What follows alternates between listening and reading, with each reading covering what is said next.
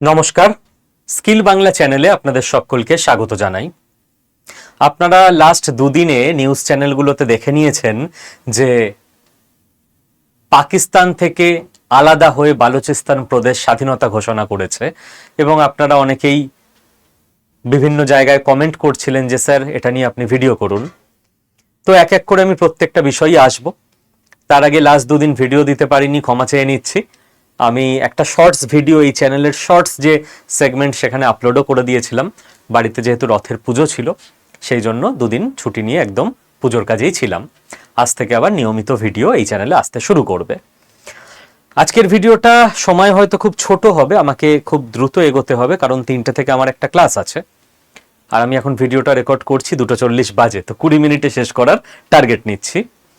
দেখুন, যেটা হয়েছে সেটা হচ্ছে বিএলএ বালুচিস্তান লিবারেশন আর্মি তারা অ্যানাউন্সমেন্ট করেছে অফিসিয়ালি যে বালুচিস্তান প্রদেশের 85% জায়গা পুরোপুরি বালোচ যোদ্ধাদের নিয়ন্ত্রণে চলে এসছে এবং সেই জন্য তারা এবার অফিসিয়ালি স্বাধীনতা ঘোষণা করে উইথ তাদের যে ন্যাশনাল অ্যানথেম জাতীয় সঙ্গীত, ঠিক আছে, সেটাও তারা ঘোষণা করে দেয় এবং তাদের যে কারেন্সি হবে নতুন দেশের সেই কারেন্সিও তারা ঘোষণা করে দেয়। এবার এই খবরটা বেশিরভাগ লোকজন লাস্ট দুদিনে পাচ্ছে, কিন্তু জিওপলিটিক্সের মজা হচ্ছে, আপনারা যারা জিওপলিটিক্স ইন্টারন্যাশনাল রিলেশন দীর্ঘদিন ধরে শোনেন, জানেন, চর্চা করেন, কিছু ঘটলে তারপর সেটা নিউজ চ্যানেলে আসে আর জিওপলিটিক্স সেটা আলোচনা করে যেটা নেক্সট 5 মাস, 1 বছর, 5 বছর, 10 বছরে ঘটতে চলেছে। তো কি ঘটে গেছে এখন তো সবাই আলোচনা করছে, এখন আর আমরা কি আলোচনা করব?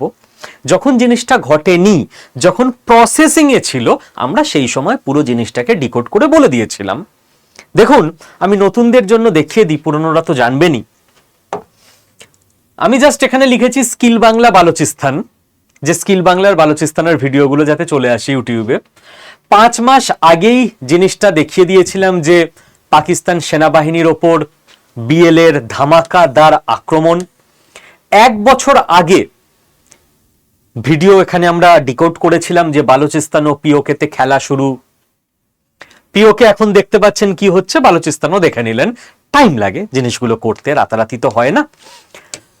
1 বছর আগে বলে দিয়েছিলাম যে স্বাধীন বালুচিস্তান, এরপর ভারতের প্ল্যান কি, স্টেপ বাই স্টেপ দেখে নেবেন, সেই প্ল্যান অনুযায়ী কিন্তু ভারত এগোচ্ছে। এবার এই স্বাধীন, তখন প্রসেসটা চলছিল স্বাধীনতার, আজকে এই জিনিসটা ঘটে গেছে, হয়ে গেছে। কাজে আমরা তো আগে থেকেই জানি, আমাদের তো ঘটে যাওয়ার পর অ্যানাউন্স করার মানে খুব একটা ভিডিও টিডিও করার দরকার নেই, আপনারা তো জানেন কি ঘটতে চলেছে। এখন আমরা যেগুলো নিয়ে আলোচনা করি সেগুলো দিয়ে আপনারা এটা বুঝে যান যে আগামী 2 বছর বা 5 বছরে সারা পৃথিবীতে কোথায় কি ঘটতে চলেছে। এটাই জিওপলিটিক্সের মজা। আমি যদি খুব দ্রুত একবার সাম আপ করি ব্যাপারটাকে, কি ঘটেছিল। এই বালুচিস্তান অংশটা কোনোদিনই পাকিস্তানের পার্ট ছিল না স্যার। 1947-এ না, ছিল না। আচ্ছা, আগে আমি ম্যাপটা দেখিয়ে নিই, তাহলে আপনাদের বুঝতে সুবিধা হবে। এইটা হচ্ছে বালুচিস্তানের ম্যাপ বর্তমান পাকিস্তানের মধ্যে। এটা বর্তমান পাকিস্তান, এই লালটা হচ্ছে বালুচিস্তান। এবার এই যে বালুচিস্তানটা, এটা 1947-এ ছিল না, এটাকে পরবর্তীকালে জোর করে দখল করা। ঠিক আছে, কখন দখল করা আমি পুরো একদম আপনাকে দেখিয়ে দিচ্ছি। কালাট বলে একটা রাজবংশ ছিল, রাজত্ব ছিল, রাজ্য ছিল। সেই কালাট রাজ্যকে 1948-এর মার্চ মাসে, 1947-এর আগস্টে দুটো দেশ তৈরি হয় ভারত পাকিস্তান। তার কিছু মাস পরে, 7 মাস পর, 1948-এর মার্চ মাসে পলিটিক্যাল এবং মিলিটারি চাপের কাছে মাথা নত করিয়ে এই কালাট রাজ্যকে, যেটা মূলত বর্তমানে বালুচিস্তান, পাকিস্তানের অন্তর্ভুক্ত করা হয়। এবার তার মানে যারা কোনোদিনই পাকিস্তানে ছিল না, একটা স্বাধীন রাজ্য ছিল, তাদের মনের মধ্যে পাকিস্তানি সেন্টিমেন্ট নেই।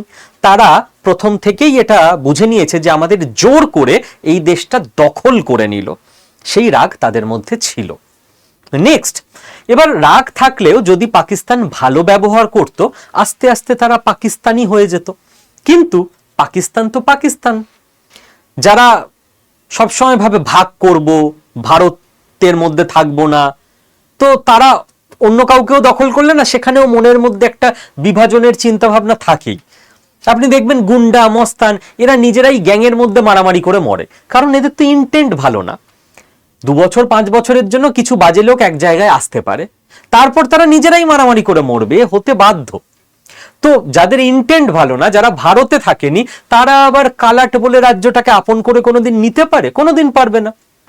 তো যার ফলে এই যে বালুচিস্তান অংশ, এখানে প্রচুর প্রাকৃতিক সম্পদ আছে, সেটা প্রাকৃতিক গ্যাস থেকে শুরু করে, মিনারেল থেকে শুরু করে, বিভিন্ন খনিজ পদার্থ থেকে শুরু করে, বিভিন্ন মানে তামার খনি থেকে শুরু করে, এই ধরনের মেটাল, এইগুলো পাকিস্তান ওখান থেকে যতটা পেরেছে খুঁড়ে নিয়ে এসছে, মাটির নিচ থেকে বের করেছে। টেকনোলজি অতটা ভালো না, পুরোটা বের করতে পারেনি। এবার সেই টাকাতে উন্নতি ঘটিয়েছে কেবল মেনল্যান্ড পাকিস্তানের পাঞ্জাব প্রভিন্সের। বালুচিস্তান আরো গরিব হয়েছে, তাদের রাগ আরো বাড়তে থাকলো যে আমাদের রিসোর্স এক্সপ্লয়েট করছে এখান থেকে নিয়ে। এরপর একটা এথনিসিটি প্রবলেম তো পাকিস্তানে আছেই আছে, এরা বালোচ। কিন্তু পাকিস্তান চায় যে পাকিস্তানে থাকা প্রত্যেকটা মানুষ উর্দু ভাষী পাঞ্জাবি পাকিস্তানিদের মতো আচরণ করবে, সবাই উর্দুতে কথা বলবে। এই উর্দুই তো বাংলাদেশের ওপর চাপিয়ে দিতে যখন গেছিল তখনই তো ভাষা আন্দোলনটা হয়েছিল 1952 21শে ফেব্রুয়ারি। তো এই উর্দু এরা বালোচদের ওপরও চাপাতে চায়, যে উর্দু পাঞ্জাবি সংস্কৃতি, সেটাই এরা জোর করে চাপিয়ে দিতে চায়। সরকারের বড় বড় পোস্টে উর্দুভাষী পাঞ্জাবি পাকিস্তানিরাই থাকে।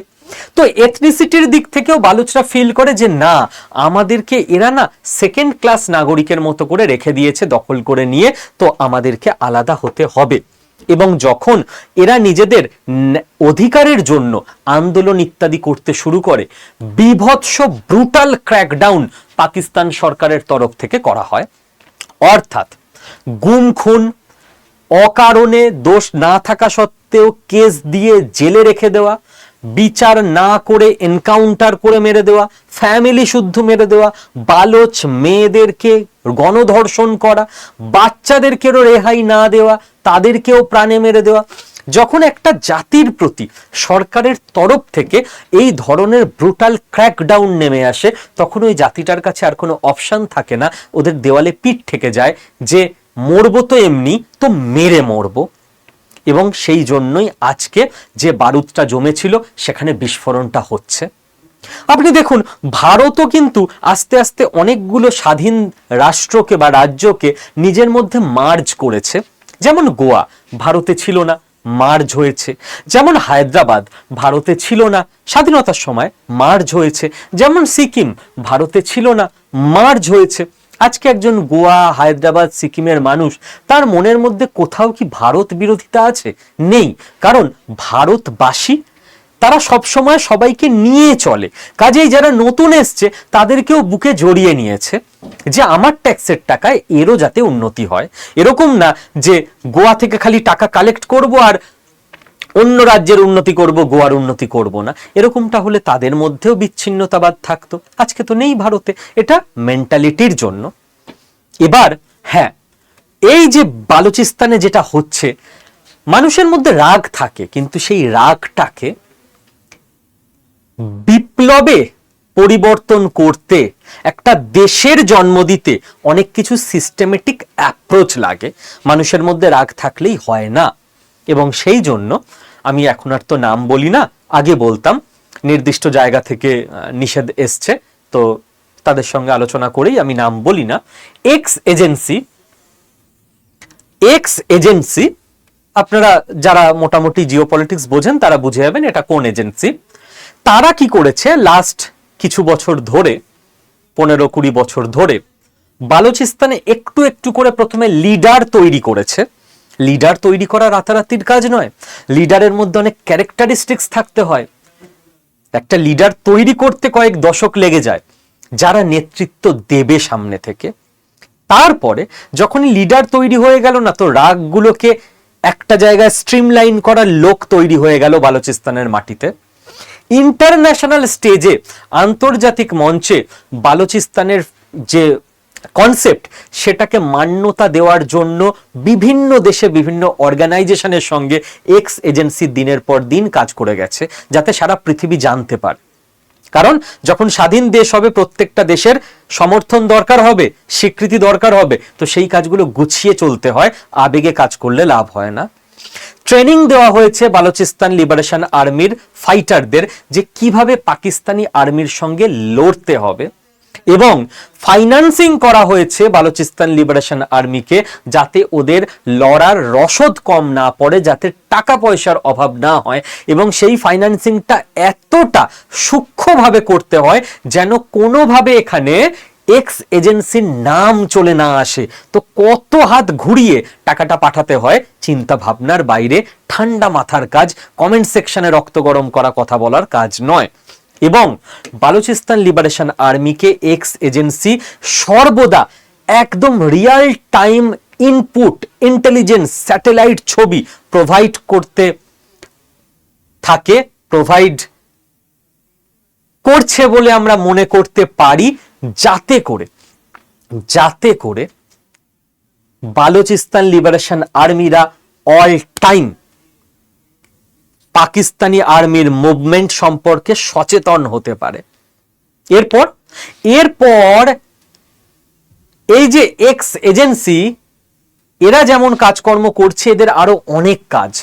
এদের কাজ হচ্ছে পাকিস্তানের আর্মি যাতে পুরো ফোকাস বালুচিস্তানে করতে না পারে, তার জন্য পিওকেতে কিছু সমস্যা তৈরি করে রাখা পাকিস্তানের এগেনস্টে, যাতে করে পাকিস্তানের আর্মির কিছু অংশকে পিওকেতেও দৌড়াতে হয়। আফগানিস্তান বর্ডারে আফগানদের পাকিস্তানের বিরুদ্ধে খেপিয়ে রাখা, যাতে আফগানিস্তান বর্ডারেও পাকিস্তানের আর্মিকে কিছু সংখ্যক থাকতে হয়। এবং এইখানেও কিন্তু এরকম 5-6 রকম করে বিভিন্ন কাজকর্ম করতে হয়েছে। আপনি রাতারাতি গেলেন, বললেন আর পাকিস্তানের এগেনস্টে পিওকের লোক চলে যাবে, এমনটা নয়। এক্স এজেন্সির আরো কাজ হয়েছে টিটিপি, তেহরিকি তালিবান পাকিস্তান, তাদেরকে পাকিস্তানের মধ্যে তাদের গ্রাউন্ড শক্ত করে দেওয়া, তারা যাতে মানুষের সাপোর্ট পেয়ে পাকিস্তান সরকারকে চাপে রাখতে পারে, সেই কাজটাতে হেল্প করে দেওয়া। এবং পাকিস্তানের ইকোনমি, আমরা যদি মনে করি কোনো একটা কাল্পনিক এক্স এজেন্সি আছে, যদি আমরা কল্পনা করি এরকম, সত্যি করে নেই, ঠিক আছে, তো পাকিস্তানের ইকোনমিও যাতে অল টাইম ডাউন থাকে, ওরা যাতে ইকোনমিক্যালি ফ্লারিশ না করতে পারে, কারণ ইকোনমিক্যালি ফ্লারিশ করলেই আরো বেশি ওরা মিলিটারি স্ট্রং করে ফেলবে, এবং মিলিটারি স্ট্রং করলেই ওরা বালুচিস্তানে কিন্তু আন্দোলনকে থামিয়ে দিতে পারবে। তো ইকোনমিক্যালি দুর্বল রাখাটাও কিন্তু একটা লং টার্ম এজেন্ডার মধ্যে আসে সেই কাল্পনিক এক্স এজেন্সির। এবার যখন এই প্রত্যেকটা ব্যাপার ঠান্ডা মাথায় লাস্ট কয়েক বছর ধরে করে যাওয়া হয়েছে, পাকিস্তানও চুপ করে বসেছিল এরকম না, ওরাও চেষ্টা করেছে পাল্টা ধাক্কাটা মারার, প্রচুর চেষ্টা করছে এখনো, বাট পেরে উঠছে না, ব্যাকফুটেই আছে। পাকিস্তান দেখুন অপারেশন সাবান চালাচ্ছে, অপারেশন সাভান। এই সাভানটা কি? এতে করে ওরা টিটিপি আর বালুচিস্তান লিবারেশন আর্মি দুটো দলের ফাইটারদেরই টার্গেট করছে, যাতে করে ওদের নিউট্রালাইজ করা যায়। ফাইটাররাও উল্টে টার্গেট করছে পাকিস্তান মিলিটারিকে। এবার বিভিন্ন আর্টিকেল যেটা বলছে যে হতে পারে পাকিস্তান আর্মি ভারতের সঙ্গে একটা ছোট্ট যুদ্ধ করে ফেলতে পারে। এর মধ্যে স্যার ভারত এলো কোত্থেকে? ভারত তো কিছু করেনি, কিন্তু কি জানি পাকিস্তানি আর্মির মনে হতে পারে যে পিওকেতে এইসব হচ্ছে, বালুচিস্তানে এইসব হচ্ছে, অ্যাটাক করে ইন্ডিয়াকে, আমরা কি করব, আমরা শান্তিতে থাকি, কিছুই করিনি। এদিকে আফগানিস্তানে দেখুন তালিবানকে মিলিটারি রিবিল্ড করার জন্য ভারতের বন্ধু রাশিয়া, তারা টাকা পয়সা সাপোর্ট সবকিছু দিচ্ছে, ভারতের কোনো হাত নেই। আমরা কি থোড়ি বলেছি প্রেসিডেন্ট পুতিনকে যে আপনি তালিবানদের দিন তো অস্ত্র শস্ত্র, যাতে করে ভারতের নামও না আসে, আবার পাকিস্তানও চাপে থাকে? আমরা বলিনি, আমরা বলতে পারি না। তো ভারতের একটু লাভ হবে যদি এই ঘটনাগুলো ঘটে। লাভটা হচ্ছে পাকিস্তানের টেরোরিজম ইন্ডাস্ট্রি কন্ট্রোলে থাকলেই ভারতে ইনভেস্টমেন্ট আসবে, কারণ সারা পৃথিবীর ইনভেস্টররা বুঝতে পারবে যে পড়শি দেশের টেরোরিজম ইন্ডাস্ট্রি কন্ট্রোলে আছে মানে ভারত অনেক বেশি সেফ। ভারত সেফ আছে মানে ভারতে ইনভেস্টমেন্ট করা যায়, আর ভারতে ইনভেস্টমেন্ট এলেই জব বাড়বে, বিজনেস বাড়বে, ইকোনমি বাড়বে। আর এই সমস্ত কাজে না আপনারও একটা ভূমিকা থাকা চাই। কি বলুন তো, আপনারও কিছু এফোর্ট থাকা চাই। স্যার আমি কি করব, আমি কি অজিত দোভাল স্যারের টিমে নাম লেখাবো? আরে না না, প্রত্যেকে নিজের মতো করে চেষ্টা করলেই ভারতের এই যে প্রোগ্রেস, ডেভেলপমেন্ট, এতে নিজের মতো করে অবদান রাখতে পারবেন। আপনি চেষ্টা করুন না আপনার মতো করে। যদি গোটা ভারতবাসীর, আপনার পরিবারের অন্তত প্রত্যেকের active brain and active body তৈরি করে দিতে পারেন, একটা জাতি তারা কতটা শারীরিক, মানসিক, বৌদ্ধিক দিক থেকে সুস্থ, সেটা দিয়ে কিন্তু ডিপেন্ড করে নেক্সট 20-25 বছরে সেই জাতি কতটা উন্নতি করতে পারে। মানসিক, বৌদ্ধিক বা শারীরিকভাবে দুর্বল জাতি নিশ্চয়ই উন্নতি করতে পারবে না। আর এই কাজে কাঠবিড়ালির ভূমিকা পালন করার জন্য 4,34,00,000 টাকার ব্যবসার ক্ষতি স্কিল বাংলা আড্ডা 24/7 টিম স্বীকার করে নিচ্ছে। ইয়েস, আমাদের এক একটা ইয়োগা কোর্সের দাম, যাতে করে আপনার শরীর, মন এবং বৌদ্ধিক বিকাশ ঘটবে, 1,499 টাকা ফিজ। মনে আছে আগের বার অনেকে ভর্তি হয়েছিলেন। আমরা এটা 29,000 মানুষকে ফ্রিতে দিচ্ছি আপনাদেরকে, 29,000 আপনাদের মধ্যে থেকে। টোটাল করলে দাঁড়াতো 4,34,00,000 টাকা ইনস্টিটিউটে আসতো। আমরা আমাদের ব্যবসায়িক ক্ষতি স্বীকার করে নিচ্ছি দেশের কাজে এই ভূমিকাটুকু রাখার জন্য। সব কোর্স আমরা ফ্রি করতে পারি না, কারণ প্রচুর প্রচুর খরচ থাকে। ইনস্টিটিউটে টিচারদের স্যালারি থেকে শুরু করে, রুম রেন্ট থেকে শুরু করে, প্রথম কথা তো যে ফিসটা আপনারা দেন তার 18% সরকারকে দেশের কোষাগারে ট্যাক্স হিসেবে দিয়ে দেওয়া থেকে শুরু করে, তারপর গুগলে, আমাদের গুগল প্লে স্টোরে অ্যাপ রাখার জন্য সেখানে ফিস থেকে শুরু করে সমস্ত কিছু দিতে অনেক খরচ থাকে। কিন্তু যখন আমাদের ইনস্টিটিউট চালানোর মতো টাকা আমাদের কাছে চলে আসছে, তারপর বাকিটা তো দেশের সেবাতেই লাগানো উচিত বলে আমি মনে করি। আরো প্রচুর এক্সট্রা খরচ আমরা একটু করে থাকি আমাদের ইনস্টিটিউটের তরফ থেকে, যেটা হয়তো না করলেও চলে। আপনারা যারা যারা স্পোকেন ইংলিশ কোর্সে ভর্তি হয়েছেন, একটু হোয়াটসঅ্যাপ চেক করবেন, দেখবেন আপনাদের কাছে 2 বার করে হোয়াটসঅ্যাপ মেসেজ গেছে যারা স্পোকেন ইংলিশ কোর্সে ভর্তি হয়েছেন, একটা গ্রুপের লিংক দিয়ে। স্যার একটা পার্সোনাল গ্রুপ বানিয়েছেন যেখানে অনেক স্পোকেন ইংলিশের আলোচনা হবে, সেই গ্রুপের লিংক।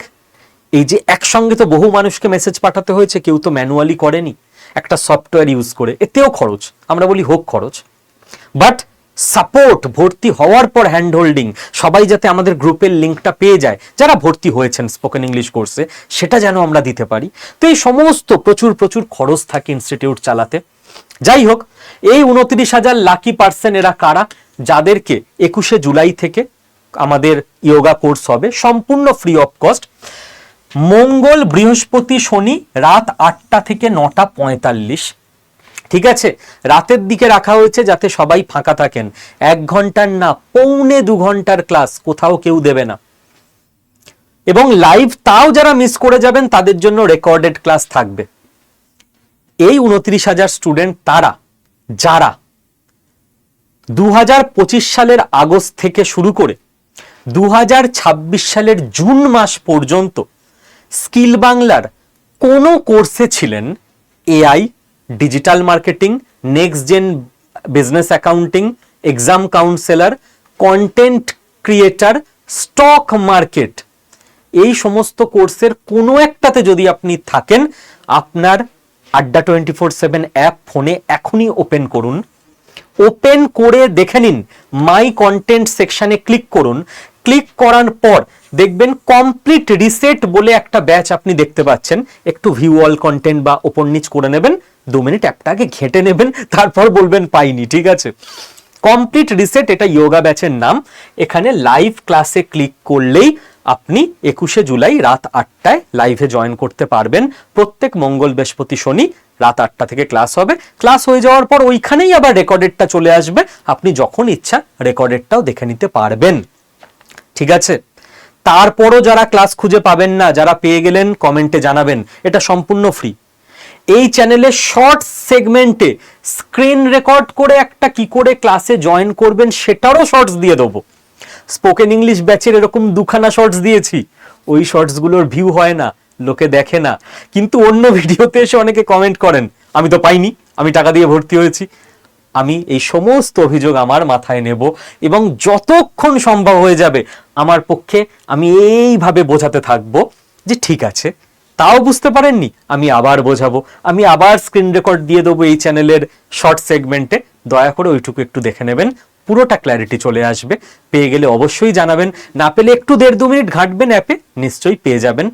আমাদের তরফ থেকে দেশের প্রতি, আপনাদের জন্য, যারা একবার আমাদের কোনো কোর্সে ভর্তি হয়েছিলেন, এইটুকু গিফট রইল। ভালো থাকবেন প্রত্যেকে। জয় হিন্দ।